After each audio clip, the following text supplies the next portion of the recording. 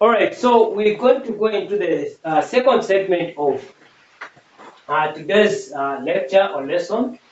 Okay, so we're still looking at history taking, but now we want to go systemically. Okay, want to do systemic history taking.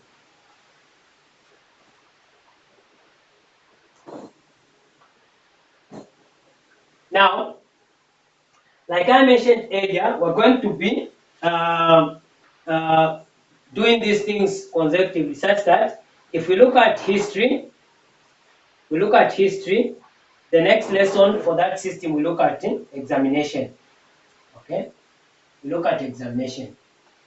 So that's how we're going to go about, so that we're able to relate between history and examination. Okay, because what you actually when you're doing examination, your examination is basically going to be based on your findings in history. Okay, because after you do your history, you need to make a list of differentials. Okay, the list of differentials from history can go even up to 10. Okay, can even go up to 10. You can even have up to about 10 differentials, right? And then after examination, when you do examination, this list of differentials must be able to shorten. Okay, maybe up to 5. Okay, now what is going to happen is that some of some of these that you can some of the conditions that you listed on differentials from history, you may be able to add them, okay, or qualify them after you do examination. Okay, some of them are going to find themselves there. Others, you may find that after you do examination, you find that there's a condition that you didn't really list from your differentials when you did the history, and then you still add it on the differentials after you do examination. But all in all, your examination hides on the history that you've taken. Okay, so that's why we want to make sure that when we do history for respiratory system, next time we do examination. Next, we look at CVS, then we look at examination for CVS. Okay, so we'll proceed like that. Now, so we're looking at respiratory system. Look at respiratory system. Okay, now here we need to look at, we need to know this, the what? The respiratory conditions, right?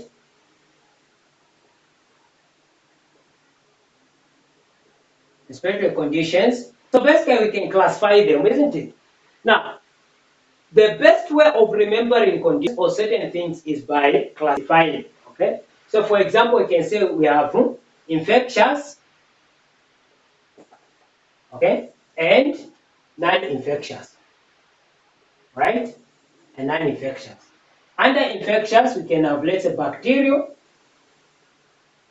infections. We can have what? Parasitic infections. We can have viral infections. We can have fungal infections, right? Okay. So those are the types of infections that are going to affect the respiratory system. Okay. Then under non-infectious, okay, we can have, let's say for example, allergies. Okay, allergies. We can have autoimmune disorders.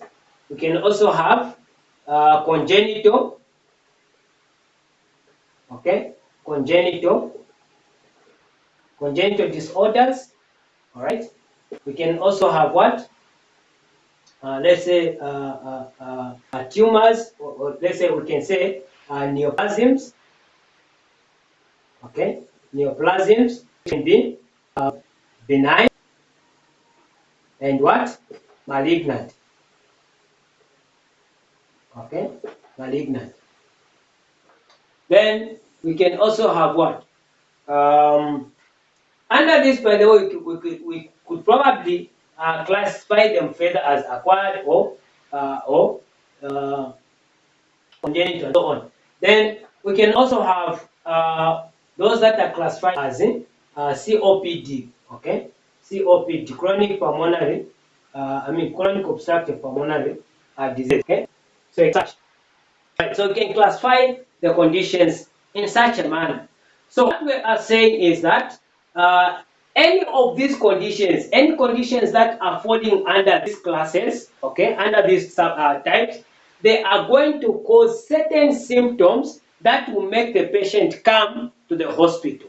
Okay, if someone has an allergy or maybe they have an infection, they start developing a fever or they develop a cough or whatever, okay, the patient is definitely going to come to the what? To the hospital.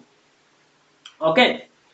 As you are asking your questions, it should you ask your questions in a clinical setup in such a manner that you are going to start in your mind. You already have this list of conditions. Okay, this list of conditions, this list of respiratory what? Conditions. Okay. Now the other thing that I should make clear is that certain symptoms are not caused by disorders in only one system. For example, if you're talking of cough, we know that cough can also be caused by a CVS problem, okay? Can also be caused by a GIT problem, right? So a patient that comes with cough, according to your history, now you need to take your history in such a way that you want to disqualify CVS as a cause of the cough and disqualify GIT of the cough, and then qualify respiratory system as the cause of what? Cough. So you ask questions in other words that are related to cough in the respiratory system, cough in the respiratory system, and cough in the intestinal system, rather tract. Okay, that are related to that. So as you are asking questions and then you discover that most of the questions that are related to CVS, most of them it's a no. Okay, most of them it's a no. You ask questions related to GIT on cough, you find that most of them it's a no. All right. Then on respiratory system, you find that most of the questions that you've asked are actually a yes, right? Then that is going to give you an indication that actually what is happening with the patient, the cause of the cough is most likely respiratory, related to the respiratory system. Okay, it's most likely related to the respiratory system. That's how you go about this. Okay, now we are assuming, in this case, we are assuming we only have the respiratory system. Okay, let's concentrate on respiratory system alone and forget about it. These other systems that can cause similar symptoms. Okay, so a patient comes maybe with cough. Okay, you need to have a list of all conditions in your mind that cause cough. Okay, in this case, with regards to the respiratory system, you need to have a list of all the conditions. If there are 100 of them, you need to have them in mind. Okay, and ask questions that are going to qualify some of them and disqualify some of the conditions. How do you go about it? We'll discuss in more detail. For example, of cough, you ask the patient, how long has this cough lasted? When did it start? And then you find the cough has been there maybe 4 days or 5 days or maybe a week. Okay? Then you're going to know that this cough is acute, not chronic. Okay? Acute cough and chronic cough. So now it means that you almost disqualify all the conditions that cause chronic cough. Okay, because if it had cancer, because cancer causes chronic cough, if it had been cancer, this cough would have been there for many years or maybe for many months. Okay, if it was TB, it could have been there for longer than it is. All right, but that doesn't mean that you totally disqualify some of those conditions. Maybe because it's just started testing as cough, so you don't totally disqualify. But you need to know that there are these sets of conditions that cause acute cough and these systems that is chronic cough. Okay, so that's how some of those. So now we have conditions that cause symptoms in the respiratory system that we can infectious and non-infectious, right? Or you can say acquired and maybe congenital. Okay, so under acquired, that's again you can qualify, you can further subclassify as infectious non-infectious. Under non-infectious, you list those.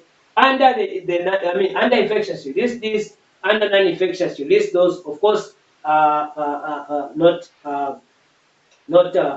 congenital. Okay, so that's how you go about it. Now let's look at the common symptoms in the respiratory system. The common symptoms.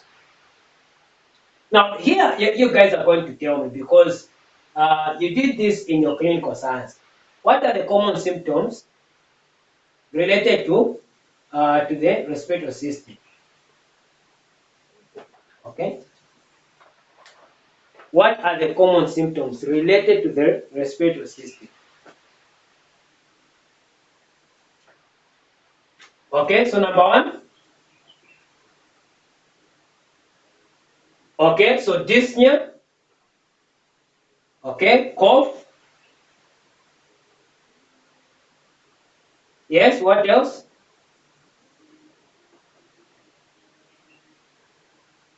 Okay, hoarseness.